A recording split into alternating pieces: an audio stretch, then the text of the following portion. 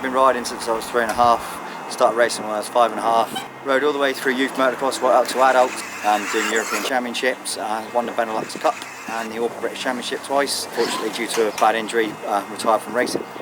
In regards to e-bikes, I wanted to stand out and be doing something different in the sport, so starting off becoming an off-road dealer, evolved from there to running a factory race team for Q-Berg motorcycles, and on to running an e-park here as a franchise of Escape with E-NDURO being an official KTM off-road park. Well, that looks a bit fun. Training on an e-bike, obviously you've got no gearbox or clutch to worry about, so you get to focus more on the riding and get your body position right, rather than having to concentrate about what gear you're in, you know, do I need to clutch it, do I not need to clutch it. Everybody does their basic training, which is vital, and it teaches all the fundamental skills of off-roading, and then from there we advance onto motocross training, where you put all your basic training into good use, then on to more enduro training. I picked up some really good skills on day one, so I wanted to come back and practice them. So I booked in for a 3-hour session today.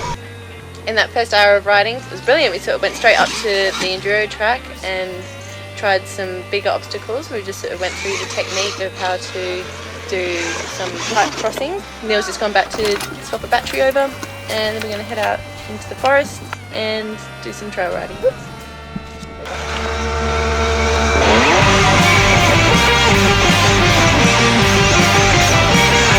In terms of long distance, the only thing that's holding it back is battery technology. The bikes are more than capable of doing everything a petrol bike can, if not more. We can go from a trail, then onto some logs, and then into arena cross track, then into enduro cross, you know.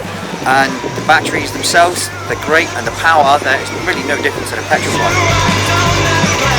In terms of maintenance, we've got no engine rebuilds to worry about. The batteries are sealed, so there's no maintenance to be done there, just to make sure that we're doing our charging sequence correctly. But other than that, it's just normal maintenance such as fork seals, brake pads, chain and sprockets, just like you have with any normal bike.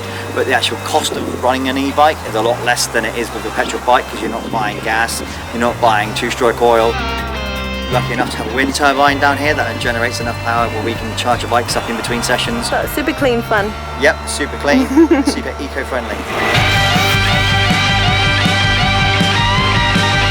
Then we went to the woods, and there was a sort of, it didn't look too tricky, but I had like 4 or 5 attempts and the bike went rubber slide up every time. We'll go back a bit later and try it out again. So I like being defeated.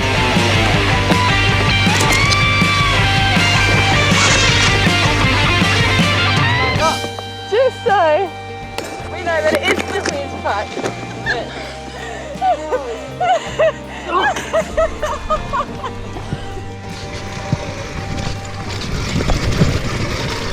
E-NDURO is a real mixed bag, you know, from youths age 10 right the way up to, you know, we've had 70-year-old customers who rode trials in the past coming back and getting on an e-bike and reliving younger days, shall we say, and still enjoying themselves. Quite a lot of ladies coming through with their partners and riding together and then turning to E-NDURO to do a sport together. From humble beginner that never ever rode a dirt bike before, all the way through to your advanced pro rider who wants to get some bike time, they can come here, hire a bike and then come and ride.